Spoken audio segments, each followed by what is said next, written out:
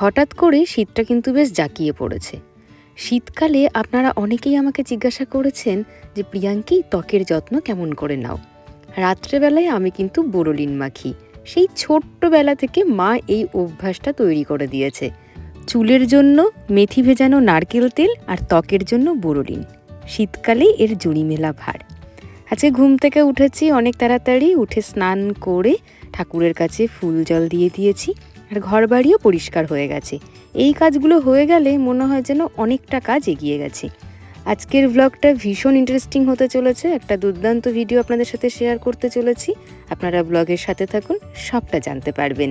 যাই হোক, good morning. আমাদের দিনরাত্রির নতুন আরেকটি ব্লগে আপনাদেরকে স্বাগত। আশা করি সকলে ভালোই আছেন। আপনাদের হয়তো মনে থাকবে সেই কালী পুজোর আগে যখন অ্যামাজন হল ভিডিও আমি করেছিলাম, সেখানে এই পর্দাগুলো আর বেডশিট আপনাদের সাথে শেয়ার করে নিয়েছিলাম। সেইগুলো দিয়ে ভেবেছিলাম খুব সুন্দর করে বেডরুমটা মেকওভার করব, তা আর হয়েই উঠছিল না। প্রত্যেক রবিবারে এত কাজের পাহাড় জমে থাকে যা সময়ই করে উঠতে পারছি না। আগে থেকেই একদম প্ল্যান করে রেখেছিলাম এই রবিবারে করবই, কারণ সামনের সপ্তাহে আবার যাচ্ছি বেড়াতে, আর সময় হবে না। সেই জন্য আজকে করতেই হবে। আমার ঘরের রং যেহেতু হলুদ আর ল্যাভেন্ডার, মানে একটু ওই পিঙ্কিশ ল্যাভেন্ডার আর কি, 3টে ওয়াল ইয়েলো আর একটা ওয়াল পিঙ্কিশ ল্যাভেন্ডার, সেই জন্য আমি হোয়াইট আর ইয়েলো বেসেই নিয়েছি। তো আমার এই কার্টেনটা এত পছন্দ হয়েছে, এত ভালো তার কোয়ালিটি। আর এই হলুদ রঙের যেটা কার্টেন দেখছেন, এটা হচ্ছে লিলেন, পিওর লিলেন। এর লিঙ্কগুলো তো আমি শেয়ার করে দিয়েইছিলাম সেই ভিডিওতে। আজকের ভিডিও ডেসক্রিপশনেও আরও একবার শেয়ার করে দেব। আমার রুমের পর্দাগুলো আমি নিয়েছি 9 ফিটের। 7 ফিটও পাওয়া যায়, আবার 8 ফিটও পাওয়া যায়, আবার 9 ফিটও পাওয়া যায়। আমি 9 ফিট নিয়েছি কারণ 8 ফিটের থেকে একটু বেশি, 9 ফিটের থেকে একটু কম। তো আমাকে একটু কাটিয়ে নিতে হবে, সেটাও আর হয়নি। তবে ফ্লোরে একটুখানি পর্দা টাচ হয়ে থাকলে খুব একটা মন্দ লাগে না, ভালোই লাগে দেখতে। কার্টেনটা তো আমি হ্যাং করে দিলাম, এবার বেডশিটটা চেঞ্জ করব, তাহলে বড় কাজটা হয়ে যায়। আসলে একা একা আজকে আমি কাজগুলো করছি। উত্তম বাড়িতে নেই এই মুহূর্তে, ও গেছে বাজারে। গত সপ্তাহে ওকে বাজারে পাঠানো হয়নি, সবজিপাতি একেবারেই শেষ হয়ে গেছে। তবে খুব বেশি দেরি ওর আর হবে না, অনেকক্ষণই গেছে, চলে আসবে বললো। 1.5 ঘন্টা মতন সময় লাগবেও বলেছে, কারণ ওর বন্ধুদের সাথেও আজকের দিনেই ও একটু দেখা করে নেয়। তো সব কাজ সেরেই ও বাড়ি ফিরবে। যাই হোক, আমার এদিকে তো ঘর গোছানোর কাজটা প্রায় কমপ্লিট। এখন শুধু বালিশের কভারগুলো পরিয়ে দিলেই হয়ে যাবে।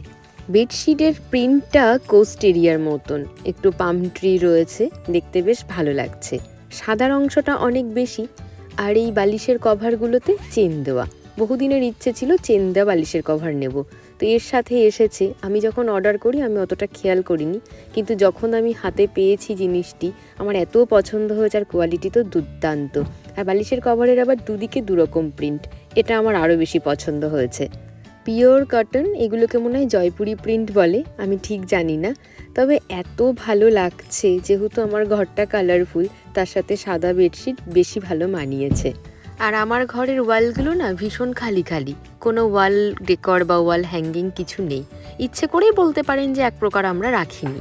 তার কারণ দুজনেই যেহেতু পুরো বাড়িটা আমরা মেনটেন করি, আমাদের কোনো হেল্পিং হ্যান্ড নেই, সেই কারণে এত পরিমাণে ধুলো আর মাকড়সার জাল বোনাবে কে পরিষ্কার করবে বলুন তো। আর এই সাদামাটা ঘর আমার বেশি ভালো লাগে। ঘরের মধ্যে একগাদা ফার্নিচার বা একগাদা জিনিসপত্র আমার কোনো দিনই পছন্দ নয়, যেন মনে হয় দম বন্ধ হয়ে আসছে।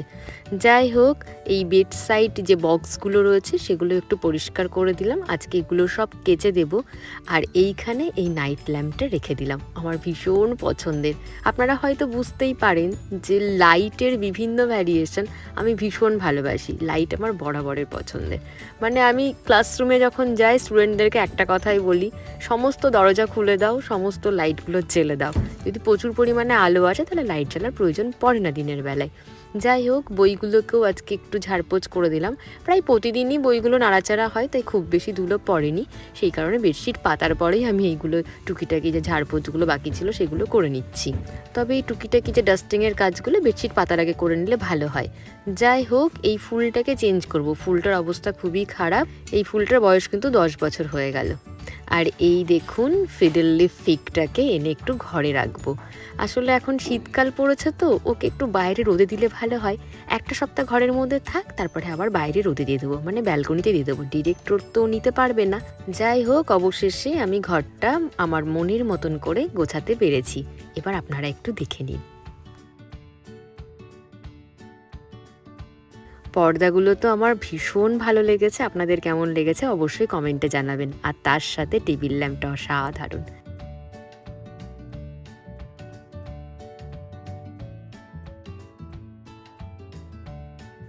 বেডরুমে যেটুকু মিনিমাম ফার্নিচার দরকার ততটুকুই রাখা রয়েছে।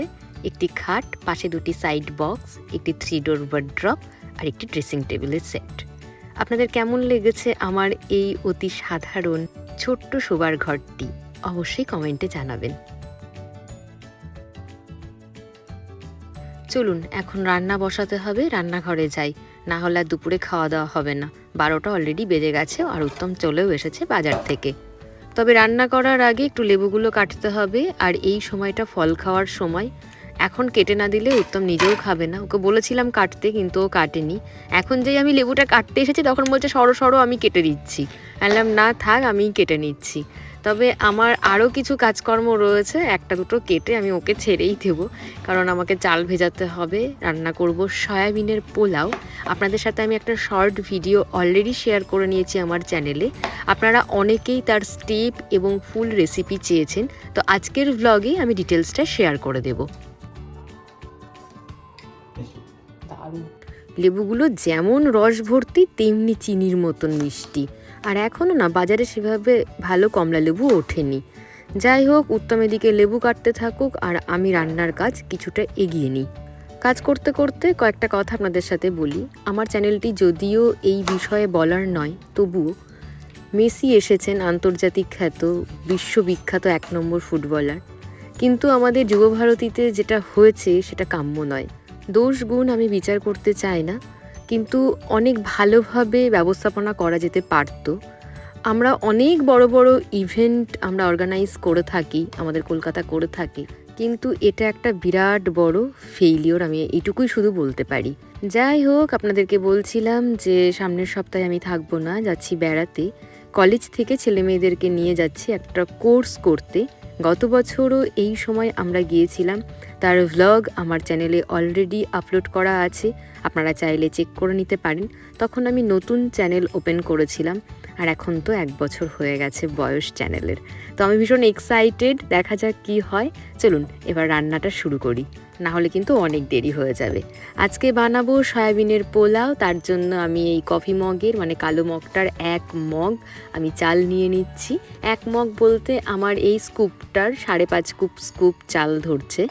মগে করে মেজার করে নিচ্ছি, তার কারণ জল দিতে আমার সুবিধা হবে। 1 মগ চালের জন্য আমি দেবো 2 মগ জল। প্রথমে চালটাকে খুব ভালো করে ধুতে হবে, যতক্ষণ পর্যন্ত সাদা জল বেরোবে ততক্ষণ পর্যন্ত ধুয়ে যেতে হবে। তারপরে এই চালটাকে আধ ঘন্টা ভিজিয়ে রাখতে হবে।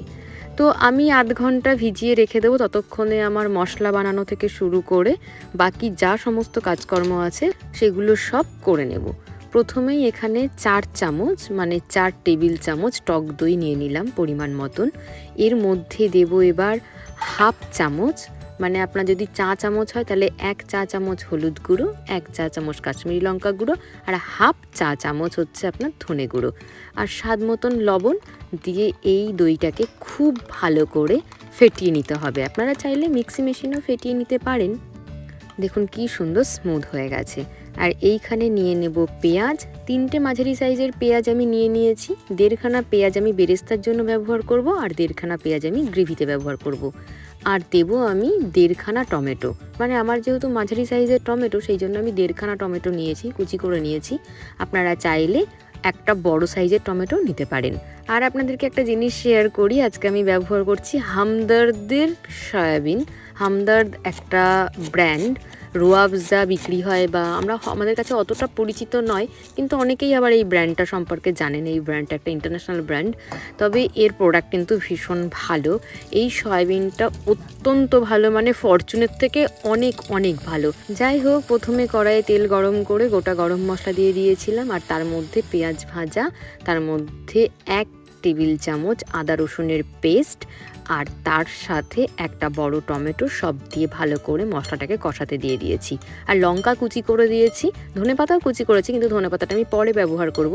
আর এইখানে যে টক দইটা আমি ফেটিয়ে রেখেছিলাম সেইটা সয়াবিনের মধ্যে ভালো করে মেখে রেখে দিলাম, স্ট্যান্ডিং টাইম দিয়ে দিলাম যাতে সয়াবিনটা ওটা সোক করে নেয়। আর এই ভাজা ভাজা হয়ে যাওয়ার পর মশলাটা তার মধ্যে দিয়ে দিয়েছি পরিমাণ মতন লবণ, হলুদ গুঁড়ো, ধনে গুঁড়ো, কাশ্মীরি লঙ্কার গুঁড়ো আর সামান্য একটু মিষ্টি। মিষ্টিটা আমি এখানে ভিডিওতে দেখাতে পারিনি কারণ সেই সময় শ্যুট করতে ভুলে গেছিলাম। তারপরে মশলাটা ভালো করে কষে যাওয়ার পরে সয়াবিন যেটা দই দিয়ে মেখে রেখেছিলাম সেটা অ্যাড করে দিয়েছি। এখানে ভালো করে কষিয়ে নিতে হবে, যখন তেলটা ছেড়ে দেবে সেই পর্যায়ে এসে আপনাকে 2 মগ গরম জল অ্যাড করে দিতে হবে। আর যখন জলটা ফুটে উঠবে তার মধ্যে আপনি চালটা দিয়ে দেবেন। এই অবস্থায় একদম হাই ফ্লেমে আপনাকে 6 থেকে 7 মিনিট ফোটাতে হবে, তাহলেই কিন্তু চালগুলো বড় বড় ভাতের আকারে নেবে, না হলে কিন্তু ভাতগুলো ছোট সাইজ হয়ে যাবে। তারপরে যখন 7-8 মিনিট আপনার ফুটে যাওয়ার পরে দেখবেন যে জলটা অনেক কমে গেছে, তখন গ্যাসের ফ্লেম একদম লো করে দেবেন। তারপরে একটা তাওয়া গ্যাসের উপরে বসিয়ে এই হাঁড়িটাকে বসিয়ে দিতে হবে। আর যদি লিডে এরকম একটি ছিদ্র থাকে তাহলে ছিদ্রটাকে ক্লোজ করে দিতে হবে। এই অবস্থায় 10 মিনিট স্ট্যান্ডিং টাইম রাখতে হবে, তাহলেই আপনার পোলাও একদম রেডি। আর এই রান্নাতে আমি লঙ্কাটাকে কুচি করে দিয়েছিলাম, 3টে কাঁচা লঙ্কা দিয়েছিলাম, আপনারা চাইলে আদা রসুনের সাথে লঙ্কাটাকে বেটেও দিতে পারেন। আর এই পোলাওয়ের সাথে খাওয়ার জন্য একটা খুব সুন্দর স্যালাড বানাবো, খোসা সহ এরকম গোল গোল করে শসাটাকে কেটে নিচ্ছি। অবশ্যই তার আগে শসাটাকে খুব ভালো করে ধুয়ে নিতে হবে। আর এর মধ্যে দিয়ে দেবো 2 টেবিল চামচ দই, 1 চিমটে গোলমরিচের গুঁড়ো, 1 চা চামচ জ্যাগেরি পাউডার আর তার সাথে সামান্য একটু চিলি ফ্লেক্স আর দিয়ে দেবো একটুখানি লবণ দিয়ে ভালো করে এটাকে মিশিয়ে নিতে হবে। আর ওদিকে যখন আমি আপনার সয়াবিনটা রান্না করেছিলাম মানে গ্রেভিটা, তখন একটু তুলে রেখেছিলাম যে শুধু খেতে কেমন লাগবে, বা এই পোলাওয়ের সাথে যদি ওই তরকারিটা দিয়ে খেতে চাই উত্তম খেতেই পারে। আর ঘি যেহেতু আমি খুব ব্যবহার করিনি, আমি সর্ষের তেলে রান্না করেছিলাম সয়াবিনের তরকারিটা, তো সেই কারণে ওপর দিয়ে আমার তৈরি করা ঘি কিন্তু ছড়িয়ে দিয়েছি। খুব বেশি তেল বা ঘি ব্যবহার না হওয়ার কারণে এই খাবারটা কিন্তু অনেকটাই হেলদি, সকলেই খেতে পারে। আপনারা চাইলে এর মধ্যে কাজু বাদাম কিশমিশও দিতে পারেন, আর দিতে পারেন পুদিনা পাতা কুচি করেও। আমি না একদম ভুলে গেছি কাজু বাদাম কিশমিশ দিতে, আমার মনে ছিল কিন্তু যখন আমি রান্নাটা করি তখন বেমালুম ভুলে গেছি, তাই আর দেওয়া হয়নি। উত্তমকে খেতে দিয়ে দিয়েছি। আর আজকে আমরা এই রকম একটা প্লেটে খাবার বেড়ে খাচ্ছি, মানে পোলাও বা বিরিয়ানি খেতে এই রকম থালাগুলোতে বেশ সুবিধা হয়। আর এই থালা দুটো আমার এখানকারের নয়, এই দুটো আমি বাংলাদেশ থেকে আনিয়েছিলাম, তো আমার ভীষণ পছন্দের এই থালা দুটো। উত্তম তো খেয়ে ভীষণ প্রশংসা করছে, শীতের দুপুরে এই রকম খাবার আর কিচ্ছু চাই না এর সাথে। উত্তম এই সয়া পোলাওটা খেতে খেতে একটা কথাই আমাকে বলল যে এর মধ্যে একটু বিরিয়ানি মশলা আর কেওড়া জল এগুলো দিয়ে দিলে তো এরকমভাবে বিরিয়ানিও হয়ে যেতে পারতো। বললাম হ্যাঁ কেন নয়, বলছে আর একদিন বিরিয়ানি বানাবে এইভাবে, মানে 1 পট বিরিয়ানি পোলাওয়ের মতন করে, আলাদা করে লেয়ার দরকার নেই। আপনারা সেটাও কিন্তু ট্রাই করতে পারেন। মানে পোলাও আমি কি বলবো, শুধু সয়াবিনের তরকারিটা আমি খেয়ে দেখলাম এত অপূর্ব লাগছে, অসাধারণ। যাই হোক, আমরা এখন মন দিয়ে খাওয়া দাওয়া করি। আর আপনারা চাইলে অবশ্যই অবশ্যই বাড়িতে এটা বানাবেন আর রিভিউ আমাকে দেবেন। এখন ঘড়িতে বাজে 2:45, ছাদে আর যাব না রোদ পোহাতে, এত সুন্দর করে বেডরুম যেহেতু ডেকোরেট করেছি তো এখানেই কিছুক্ষণ সময় স্পেন্ড করব। আজকের ব্লগটি ভালো লাগলে প্লিজ একটা লাইক করে দেবেন। আজ আসি।